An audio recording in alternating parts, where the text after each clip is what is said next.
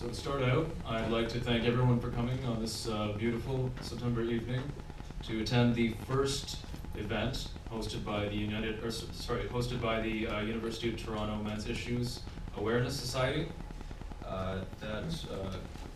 Before we start, though, I have three important announcements to make. Just housekeeping before we start and before I introduce the speaker. The first is, as with any public speaking event, we ask that you at least silence your phones or turn them to vibrate if you have the option to do so, just out of respect to those speaking here.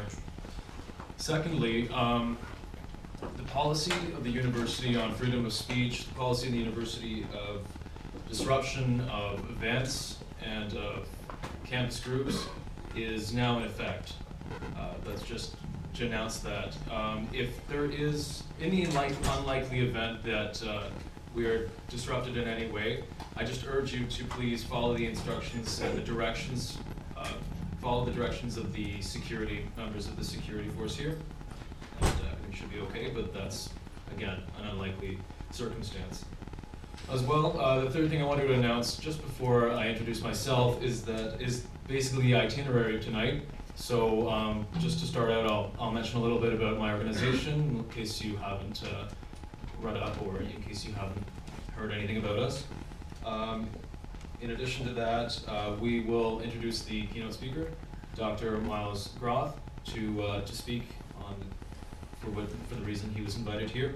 And after that, we'll have a Q&A session. It'll go for as long as there are questions. I'll be moderating that. And after that, everyone here is invited to the reception, the fundraising reception for the Canadian Association for Equality that will be held at O'Grady's, which is across the street. It's actually 171 College Street, and everyone is welcome. Okay, so to begin, my name is Dylan Fodiatis.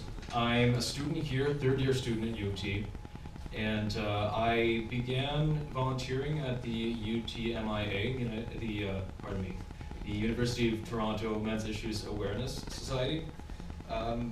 I was drawn to the event just because I felt that it was a unique opportunity to get involved in something that isn't always spoken about as much as most of us believe it should be. So to begin, I just would also like to mention that, of course, nothing's possible without support from volunteers, like myself and the other volunteers in this organization, but also our sponsors. So our main sponsor, of course, is the Canadian Association for Equality, represented here by Justin Trottier. And I would like to invite him, before we continue, just to have one or two words about his organization.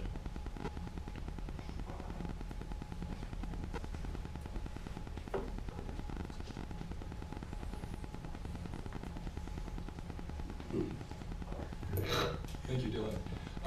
As Dylan quite rightly points out, this is a group effort, and there's a lot of volunteers involved in that group. So I'm going to call a couple of other members of our volunteer base, Michael and Hillary, to join me up here to help convey some messages, important messages on behalf of CAFE and of a very important campaign that we've recently launched.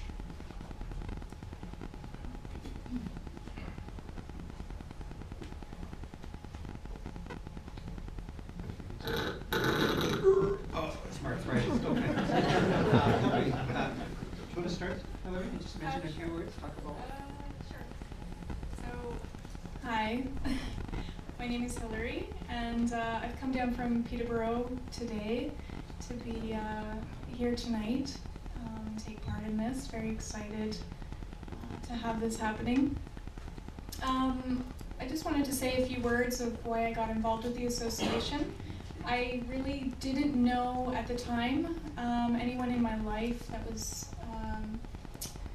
that had gone through anything that we help people with, people that have been sexually abused, people going through family court, people that have problems that they need help with, and they just can't find the right sources because they feel they can't speak up. And unfortunately, that's something that in our society is pretty prominent, especially among men. And I didn't know anybody at the time, and this wasn't that long ago. This was maybe 6 months ago. And since I joined the organization, I've spoken up to men in my life, and I've found out that many men in my life have gone through things. And I really, now, I wanted to make a difference before, but now I really want to make a difference, and I'm very excited to be here. And just to let you know my role in the association, I am the social media and volunteer coordinator. So stuff that you see on Facebook, on Twitter, that's all coming from Justin and then through me, and then I'm posting it. And I do coordinate the volunteers, which if anyone is interested in volunteering, definitely let us know, because we're always looking. But thank you.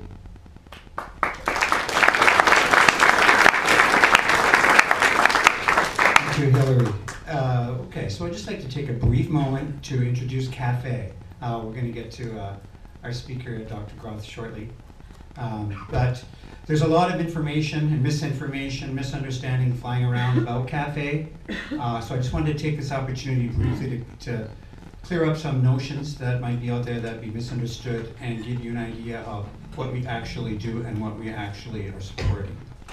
Okay, so first of all, we are the Canadian Association for Equality. Our motto is equality. It means equality for everyone.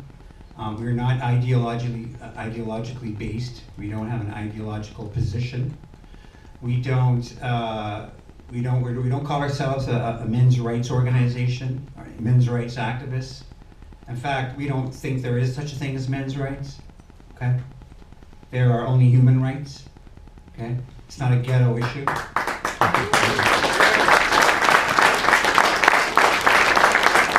Men don't have special rights. Everybody has a right to freedom of speech, to safety, process of law, and those kinds of things. We're evidence-based. We look at the facts. We're not interested in rhetoric or ideology. Okay?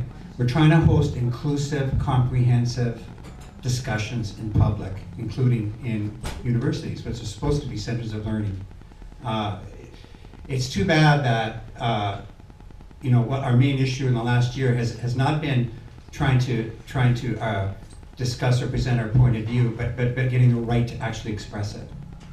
Okay, so we think it's too bad in this country, in this day and age, that we're not allowed to have an open discussion. Some people say to us, well, we're a hate group. I've seen this. Ryerson was not allowed to start a men's rights organization with our help because it sounded like a hate group to the Students' Union. It sounded like a hate group. If you look at our site, CAFE, I would challenge anybody to find any hate language on there, anything on there. So again, we're asking for, we believe it's time to stop with the notion that there's a gender war between men and women, okay? And can we just have like a respectful conversation about these issues? Some of the pushback I've gotten is, well, there is no men's problems. It's the patriarchy runs everything. Just briefly let me say that in this country, 97% of custody orders are made against fathers. 97%, well, statistically 100%. 77% of sole custody orders are granted to mothers. The majority of homeless people are men. Men are dropping in all kinds of areas. So we don't have a big ideological, theoretical point we're trying to make. Well, all we're asking is, can we just look at this and can we discuss it amongst ourselves? And do men have the right to discuss that, to host discussions themselves? Can we just please do that? We're just asking for that respect. We don't have the right answers. Nobody has the right answer. And so we're just asking for a respectful conversation, and that's what these events are about. And finally, I'd just like to end by saying that we don't get any, we're not funded by the patriarchy. We don't have any big, international groups or corporations. Nobody will come near us, frankly. We're not funded by the government, by foundations, by corporations. So, you know where this is going, right? We need you. All of the stuff, we just had to pay a $964 security fee to have this because of the disruption we've had last time, right? So we're trying to start our own center, a physical location where we can operate out of the Canadian Centre for Men and Families. There's lots on our website. We have lots of information here. If you're welcome to join us afterwards at O'Grady's and we'll talk more about it. But we will be asking for donations. We need them. It's the only people that can help us with this are you. Frankly, that's it. So sorry to put the pressure on you, but we don't have any big sugar daddies that we can go to. So I guess that's it. And on that note, I will turn it over to Justin again. Thank you.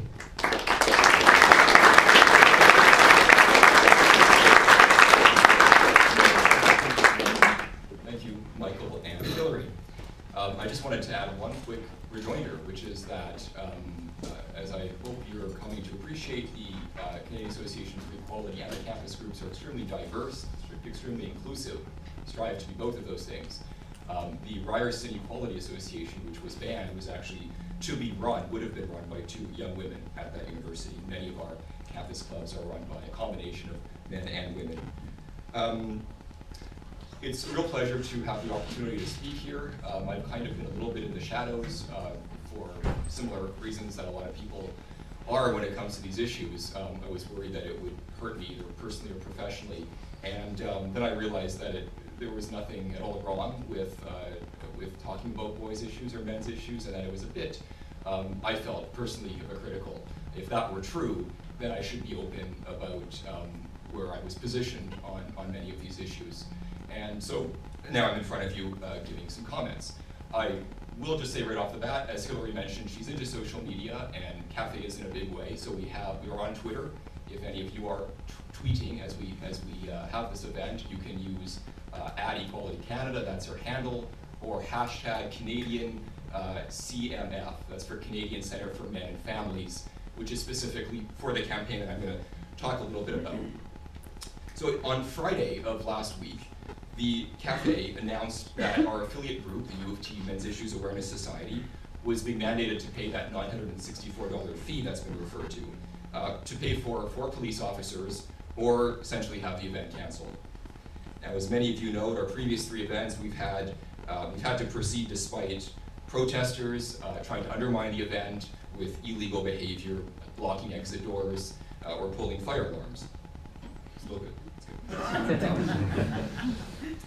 We made the announcement on Friday about all of this. By Monday morning, we had raised 6 times that amount to make this event a go. So I want to thank all of you, many of you in this audience were contributors, and we appreciate that. We couldn't have done it without you, so I want to clap to you. Thank you.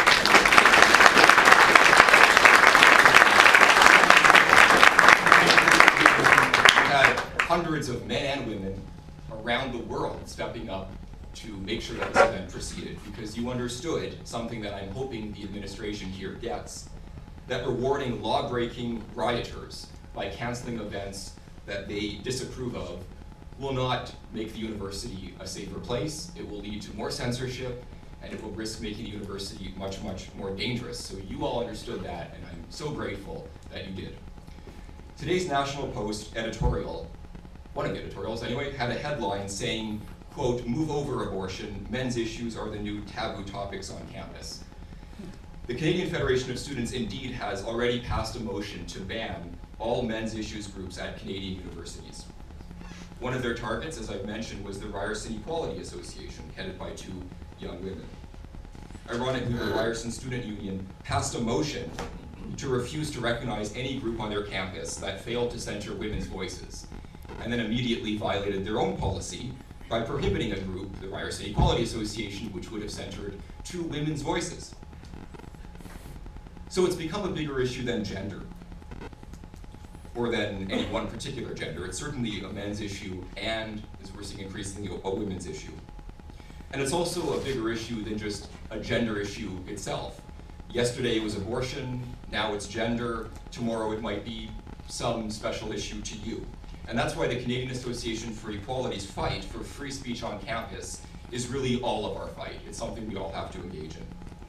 We also want you all to be engaged in our campaign to establish the Canadian Centre for Men and Families, which has been referred to a few times already. We launched the campaign in June. The minimum we wanted to raise was $50,000. We're going strong. We've raised just under $35,000. So I'm sort of making that official announcement right now. That is where the total stands at the current time. But we continue to need your help to make sure that this is successful. And as you can see, there's now a real sense of urgency behind this. Well, we are committed to continuing to make a real difference by being active at campuses, not just at U of T, but at all universities in Canada. It's become increasingly clear that it is absolutely necessary to continue to have these conversations, that we have a home.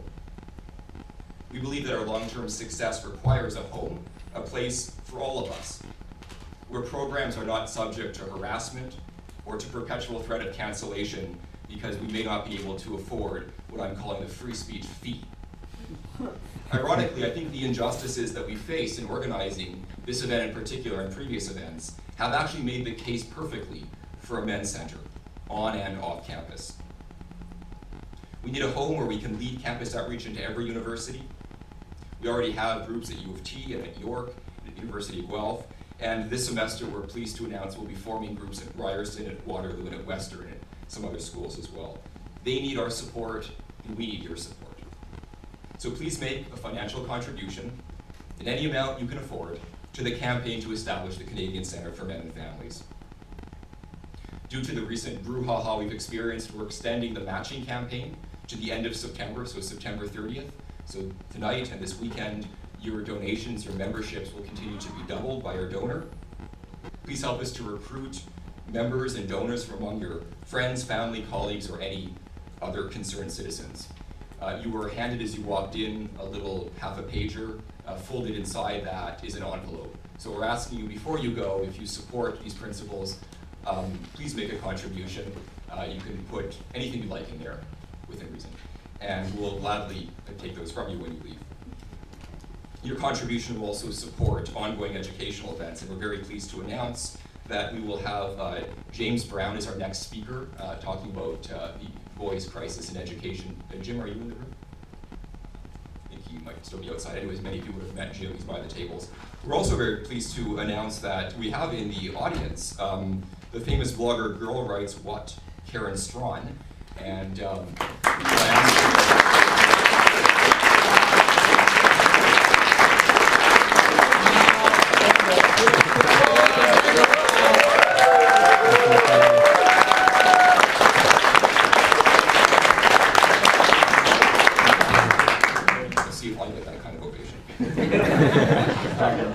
she, I believe, has consented to join us for a talk at a date to be determined, probably in early next year. So we're extremely pleased with this caliber of talent that we're bringing to Toronto. I promise I'm almost done. So just finally, our aim really is to build a positive movement to change people's lives. Critics often claim that we just complain, we don't have any solutions. The Centre for Men and Families is our solution. We're looking to be both broad in terms of the issues we take on, and also to offer a depth in terms of the programmatic approaches that we bring to men's and boys' issues. We will include contextualized research featuring multiple perspectives on these issues, something that's badly needed in the gender discourse. We will have, of course, educational events, social community services, multimedia, and discussion groups that encourage thoughtful and informed conversation and empower men and boys and everybody to improve positive communication skills. See, one of the central challenges that we face as a movement is the cultural burdens of manliness. It's hard for men to ask for help, even when a situation is dire. Earl Silverman's situation was dire. Earl had dedicated his life to raising awareness of male victims of intimate partner violence, and for 20 years, he persisted to lobby government at all levels to fund this dream. Unfortunately, he felt he had been unsuccessful in this life's pursuit and ended up hanging himself on the night of April 26th of this year. CAFE is undertaking the campaign to establish the Canadian Centre for Men and Families in honor of Earl Silverman. Because unfortunately, Earl didn't ask for help. Asking for help is difficult for many men.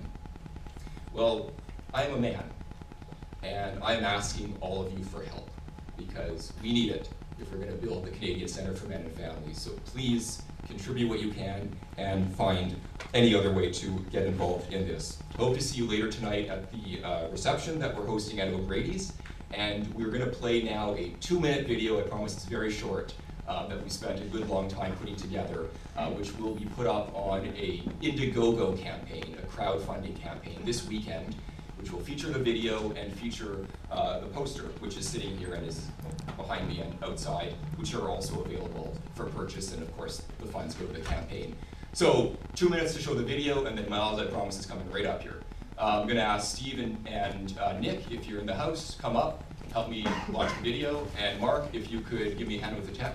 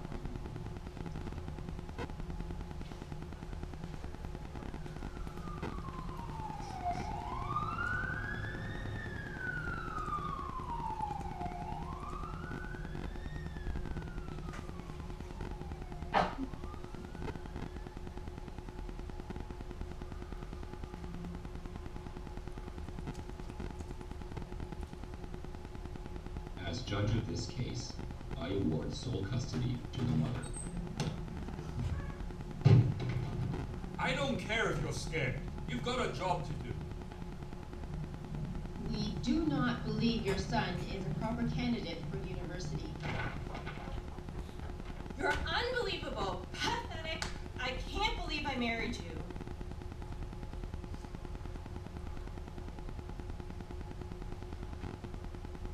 No one is invincible. Isn't it about time there was a place for him and the people in his life? The Canadian Centre for Men and Families. A place for education. A place for advocacy.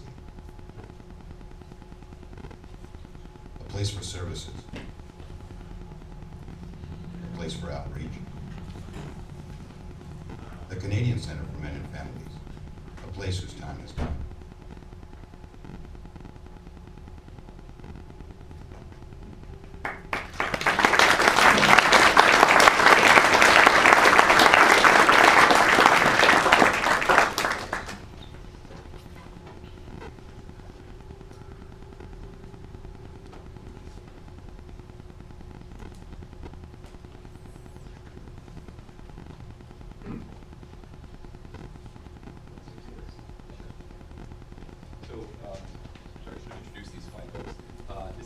Steve and Nick, who were among the production team putting on the video. I don't know if Jamie Warner's in the house or not. Here's Jamie. Hey Jamie, you can come down if you'd like. We spent a lot of time on this. These folks did all the work, so they really deserve a round of applause.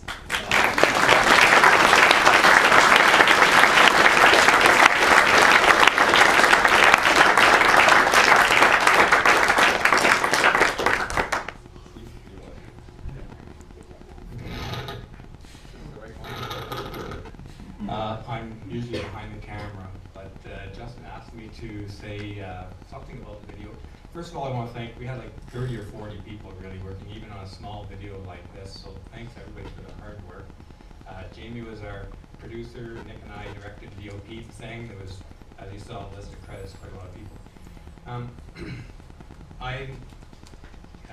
not associated with any of the groups. I came across Justin through a documentary I was doing. And when I found out about the PSA and their efforts here, I was interested in this partly because the issue of suicide is a big one for me. About a dozen years ago when I was going through divorce and separation, the taking away your child, your son, is probably the most crazy experience that I've ever had. And at that time, there was a couple of guys I knew and worked with that had committed suicide, had hung themselves like the girl did. And one of the fellows that was with his brother committed suicide, and he was concerned about me because of what I was going through at the time. Excuse me. So he came over and visited me, and I wasn't really prepared for a visit. I didn't think I really needed a visit. But over the years that I was dealing with the divorce and separation and a whole pile of other things that go along with that, I always remembered that he thought enough to come and visit. So he was the only guy I knew that if I felt I had to talk to somebody, he would listen, he'd be there. His brother went through a very difficult divorce, and he was not allowed to see his kids. And, that went on for 4 or 5 years till he couldn't take it. And they found him hanging in the garage, in the barn. And right just about after that time as well, there was another fella who was a colleague going through a divorce, and they found him hanging in his hallway in his house. And I was in the company gym, had a good job at the time, and we were on the treadmill, and a couple of my female colleagues were jogging beside me. This was a very difficult thing to be hearing about, and the main concern that I overheard my colleagues saying is that it was insensitive of him to hang himself where his daughter might find him. There was never expressed in any of those conversations I heard in the workplace any concern that here's a guy who was literally at the end of his rope. So, and I didn't know there was anything like a men's movement. I didn't know how to put a name to this callous feeling towards men in difficulties. And it actually is only in the last few months when I heard about the concept of the disposable man that it started to make sense to me. So I was very happy to be involved with this project because it's an issue close to my heart, and I hope that CAFE is successful with the Men's Center. Thanks.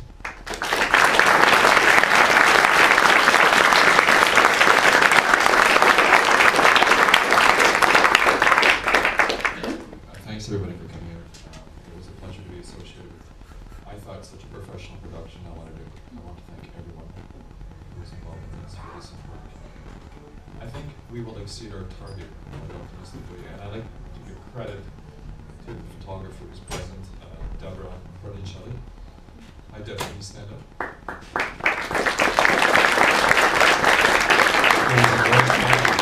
Really good energy, and I'm looking forward to additional campaigns and more professional videos. Thank you very much.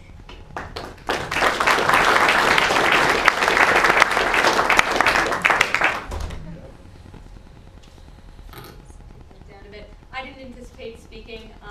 I just think that my involvement in this video is to do with the fact that I believe that everyone should have a voice, and at no point, no matter what the conversation is, should that person be shut out. And that I think that the amount of negative attention that this group has faced is really unfortunate, and to me, especially as a woman who comes into a group like this, I feel that I've had a lot of always put against me for the fact that it's somehow even more ridiculous for me to be stepping into this, and that's an opinion that needs to change. Taking part in this video just really helped me in stepping in to see who the members of the group were. And my first step into this, into CAFE, was with this video. And so what I learned from that is that everyone's just a person. And I don't think that's such a difficult concept, but for some it is. And I understand that there's a lot of cultural and societal pressures that make that very difficult for other people to accept. So in the future, I hope that I'll work on more projects with CAFE, and I'll meet more people who are just people. They're not men or women. They're just people that I'd like to get to know and have things that they want to say and that they don't want to be shut out. So it's